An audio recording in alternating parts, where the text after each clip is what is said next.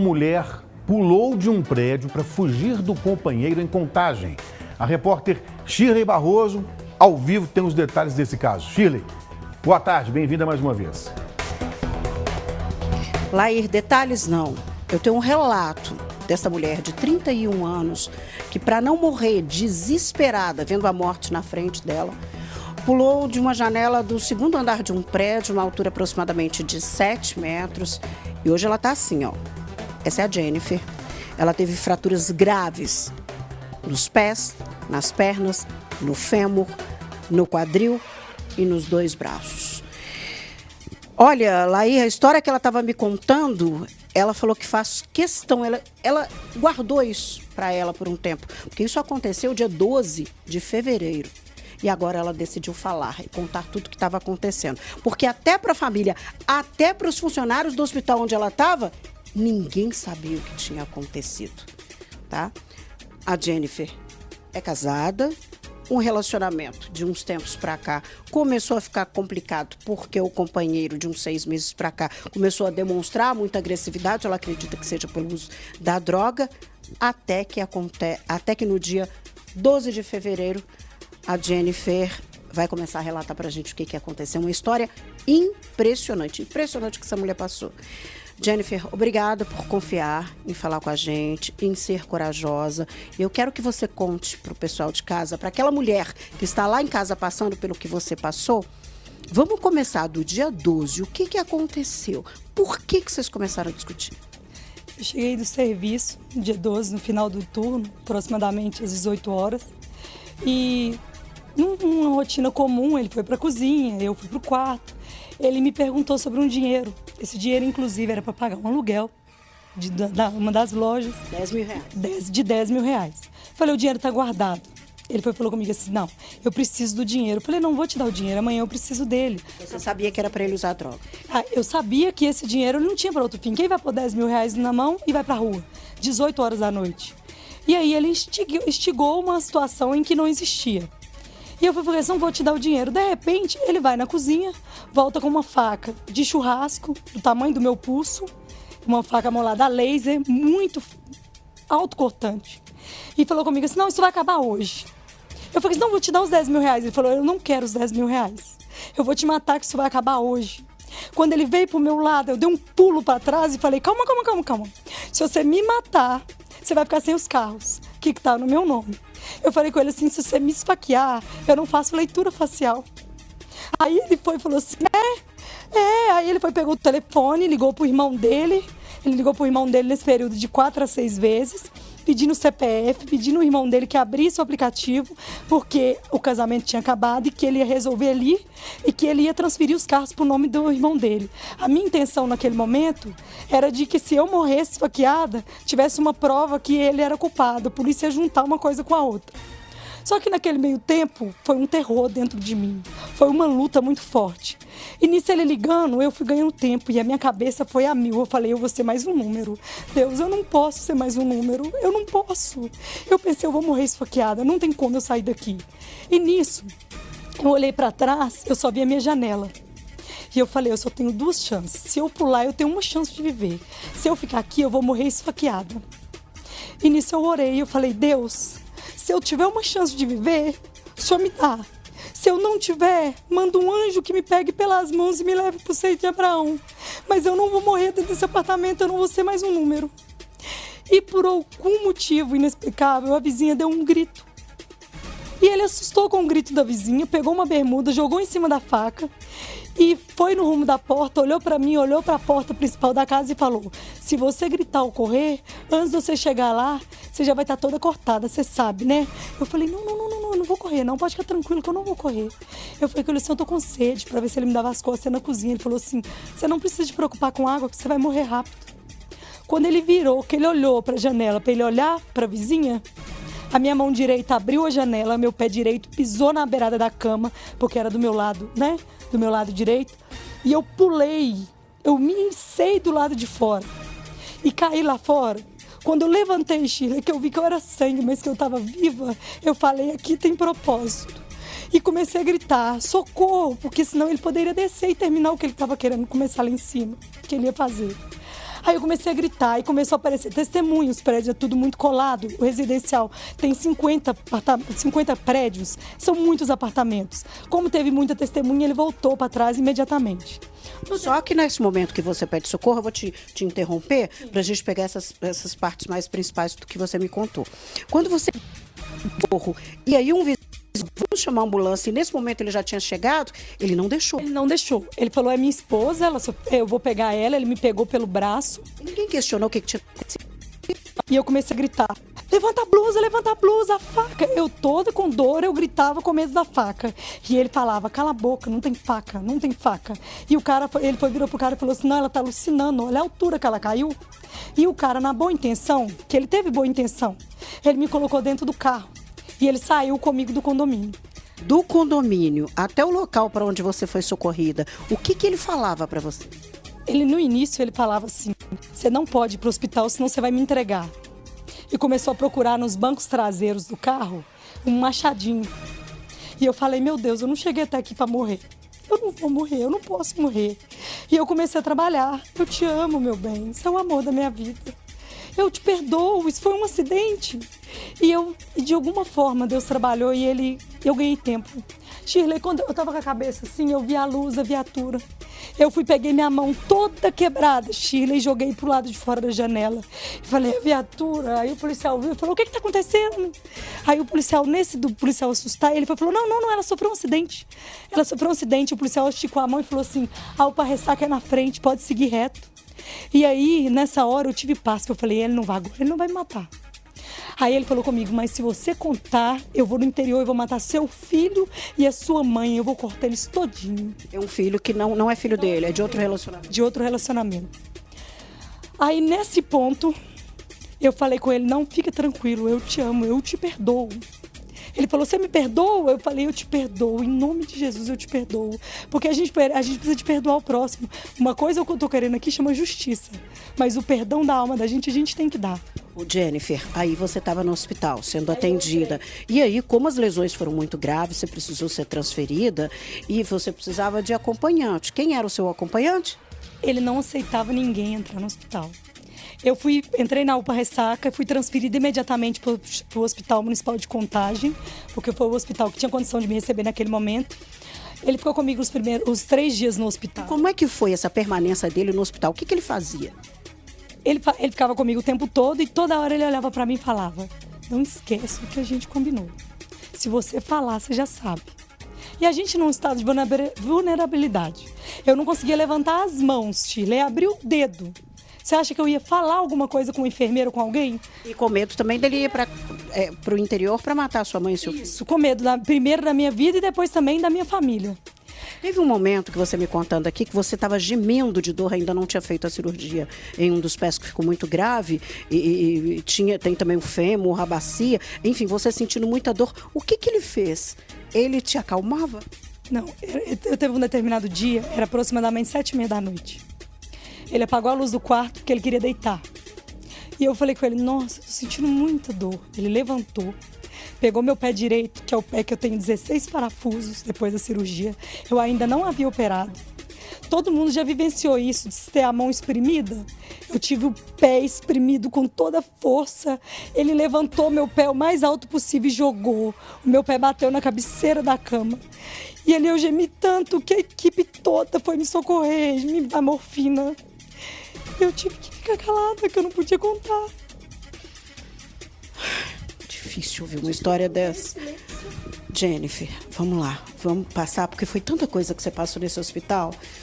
Quando é que você decide denunciar? Quando é que você consegue denunciar? Porque ele não te deixava pegar no celular, mas teve um momento que você conseguiu pegar no celular com a ajuda de uma auxiliar de enfermagem e você consegue, eu vou resumir, porque ela contando, ela está se emocionando tanto, Laí. Ela pega o celular, ela tinha o telefone de uma advogada que nunca fez serviço nenhum para ela. E ela, de repente, ela manda uma mensagem para a advogada e fala assim, eu tô com tanta saudade de você. Vem me visitar. Muita saudade. Vem no hospital e passa o endereço do hospital. E a advogada entendeu a mensagem. Quebrada. Eu tô com muita saudade de você. Eu preciso de você, eu tô com muita saudade. Ela entendeu que aquilo era um pedido de misericórdia, não era nem um pedido de ajuda. E ela foi. Ela me ouviu e eu falei com ela, ela falou, você contou pra alguém? Eu falei, eu não contei pra ninguém, porque se eu contar no hospital, vocês, todo mundo sabe que já há muito crime que começa aqui fora e termina dentro do hospital, porque o hospital não tem muito recurso. E eu fiquei calada esse tempo todo. E ela foi, pediu medida protetiva, tomou as providências necessárias. Chamou a direção do hospital. Ela foi transferida para outro quarto, ficou com escolta policial, tudo para evitar que ele se aproximasse. Com a minha identidade no hospital, eu ganhei outro nome, eu ganhei outra ala, eu me tornei outra pessoa. Eu ganhei tempo e todas as vezes que ele falava que iria lá, eu falava que tinha companhia. Porque as primeiras horas que ele, que poderia ir lá, que ainda não existia o documento que trouxesse segurança para o hospital para eles tomar a decisão, eu falava com ele que eu tinha companhia. O hospital janelava ele falando que, uma vez tendo companhia no quarto, ninguém poderia entrar. Então, estavam todos planejados. Aquele esquema estava todo pronto para te proteger. Para me proteger. E eu tive... Mas mesmo assim ele continuava te ameaçando. E mesmo assim ele me ameaçando. Aí ele fazia chamada, eu não atendia. Quando eu atendia, eu falava com ele que eu estava dopada, que eu estava muito medicada, que eu não tinha condição. Ele começou a mandar mensagem para todos os meus familiares para perguntar por que eu não estava atendendo. Eles começaram a falar que eu estava no bloco cirúrgico. Tudo isso para ganhar tempo, porque no Brasil... Sai a medida protetiva, o mandado de prisão, porque isso tudo a advogada correu atrás e conseguiu. E conseguiu. E na hora que ele percebeu que o jogo virou, que alguma coisa estava diferente, aí ele evadiu. Então, Laíra, isso a gente está resumindo, tá? Porque desde o momento que eu cheguei aqui e estou conversando, isso tem uns 30 minutos que eu estou conversando com a Jennifer, tem muitos outros detalhes desta história horrível, de todo esse drama, esse terror que a Jennifer passou. Este homem, fala o nome dele para mim. Jennifer. Pablo Henrique de Oliveira Rodrigues. Pablo Henrique de Oliveira Rodrigues está com prisão preventiva decretada, está sendo procurado pela polícia, está foragido. A família dela no interior do estado já sabe o que está acontecendo. Eles também estão, a polícia está com medida protetiva, os dois estão, a mãe, o filho dela de 15 anos, estão todos com medida protetiva. Essa mulher está escondida, esse lugar onde ela está na casa de um conhecido, está protegida nessa casa porque ele não pode saber onde ela está. Porque ela estava falando que quando chamaram o diretor do hospital, este homem que está na tela, este homem aí, ele está sendo procurado pela polícia. Foi ele que transformou a vida da Jennifer em um inferno. E ela estava me dizendo que quando chamaram o diretor do hospital, que a advogada chamou e falou das providências que deveriam ser tomadas, e o diretor quis... Não é nem amenizar a situação, achou que não era tão grave assim, se alertou, né? Se ele entrar aqui, não tem quem segure. Seus porteiros são pequenos. Ele derruba os 6 porteiros que você pôr lá. Eu falei com ele, se você não tem noção com quem você está lidando, se você não tiver um homem armado, ele vai entrar, ele chuta o que for. Aí quando ele viu a seriedade que o policial falou com ele, que ele tem um histórico, porque ele tem um histórico policial muito grande. Qualquer um tiver que consultar vai ver isso. Aí que eles viram a seriedade do que eles estavam lidando, pediram apoio e aí ficou pessoas armadas tanto lá embaixo quanto na porta do quarto. Deixa eu falar um outro detalhe aqui para a gente terminar, Laíra, porque a Jennifer ainda está tomando medicamentos fortes, ela está aqui, não consegue andar, cadeira de rodas, não consegue se movimentar, precisa de ajuda para se alimentar.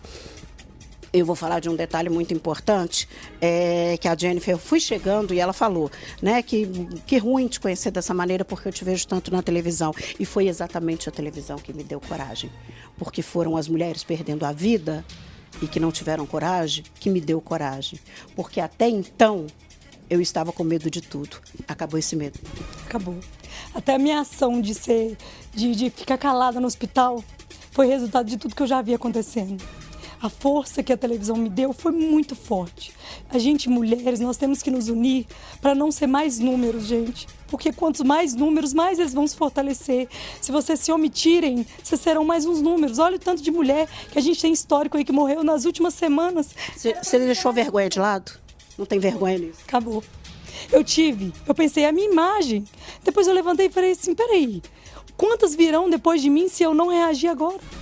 Foi por isso que eu tô aqui, gente. E eu peço, ouve, age, levanta, se for necessário, sai com a roupa do corpo. Mas não espera chegar no ponto que eu tô aqui, não. Porque tem quadros, Shirley, que é irreversíveis. É irreversíveis. E assim, Vai dar tudo certo. Eu tenho certeza que vai dar certo. A justiça vai ser feita diante dos homens. A justiça vai ser feita diante de Deus. E eu vou me erguer, como muitas outras mulheres que estão vendo isso vão se levantar, vão erguer. Gente, é agressivo, é nervoso, é estourado. Segue seu caminho. Não seja mais uma, não. Porque quase que eu não estava aqui para relatar o que você está ouvindo hoje. Quase que a Jennifer não estava aqui. Era para mim estar fazendo aniversário de morte, sabia? Sem falar de um detalhe importante, que ele, claro, já constituiu advogado, ele tem família, a família também está reforçando uma tese de que você tentou tirar sua própria vida. É o que eles basearam. Eles se basearam na hipótese de ganhar tempo para depois inocentá-lo ele, alegando que eu tentei suicídio, que eu tentei qualquer coisa. Só você sabe o que... Só eu sei o que eu passei. Eu falei, peraí, eu não posso me omitir. Eu tenho que abrir a boca. Foi por isso que eu cheguei até esse ponto aqui. Laí, olha, difícil, né? Se você tiver alguma dúvida, eu deixei passar vários detalhes, tá? Se você tiver alguma dúvida, pode perguntar que... Não, eu queria que você transmitisse um recado para a Jennifer. Talvez ela tenha essa noção do serviço que ela está prestando com esses relatos dela. Hoje, aqui no Balanço Geral, ela não tem noção do alcance disso, o quanto isso vai transformar as vidas de muitas mulheres. Então manda esse abraço para ela aí, transmita esse recado, porque o relato que ela está te passando aí, eu sinceramente, a gente fica, parece um roteiro de filme de terror, uma coisa impressionante. É exatamente, mas foi exatamente isso. Quando eu cheguei aqui, foi a primeira coisa que ela disse. O Laí está falando, está destacando a sua coragem. Se você sabe o quanto foi importante esse relato seu para outras mulheres que estão em casa assistindo e que não tem coragem de fazer nada, o quanto está sendo importante o que você está fazendo e a coragem que você está tendo de encorajar outras mulheres. E acreditem, gente, não acreditem na fala deles. Reajam, porque senão vocês serão mais um número. Se a gente não mudar isso agora, a gente vai continuar morrendo e sendo mais números e mais números e mais números. Isso não pode acontecer.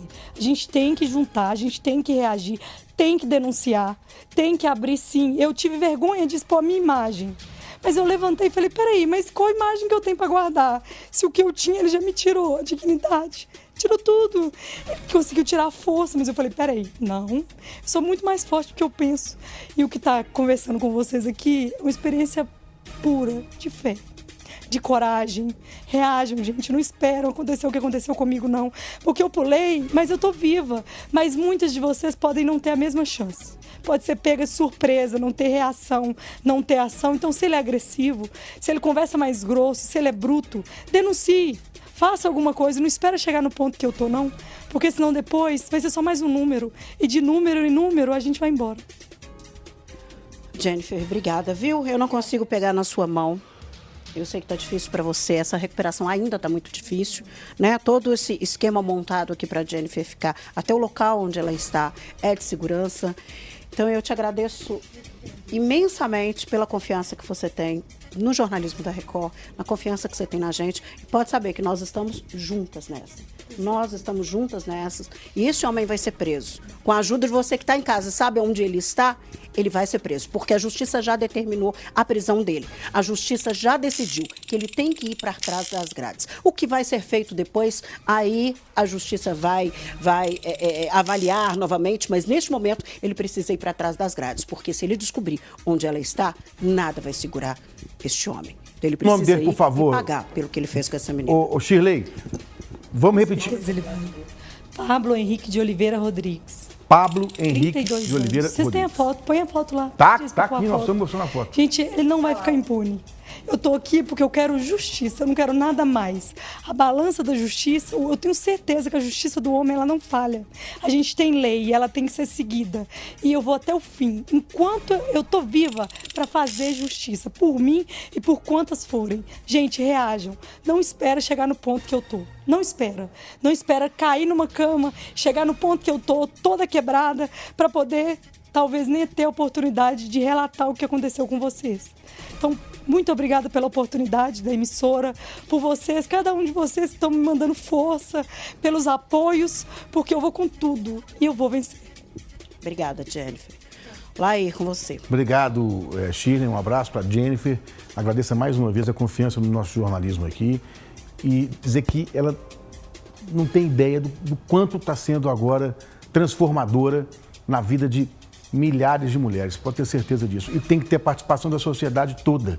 Não adianta só a mulher. Não, o homem tem que participar ativamente desse momento. Eu estou dizendo isso todos os dias aqui no Balanço Geral. A quantidade de feminicídio, de tentativa de feminicídio, todos os dias a gente mostra. Vira estatística. A Jennifer tem toda a razão quando ela diz estatística. A gente esquece do ser humano, pensa nos números. Cada um tem uma história, tem pai, tem mãe, tem filho, tem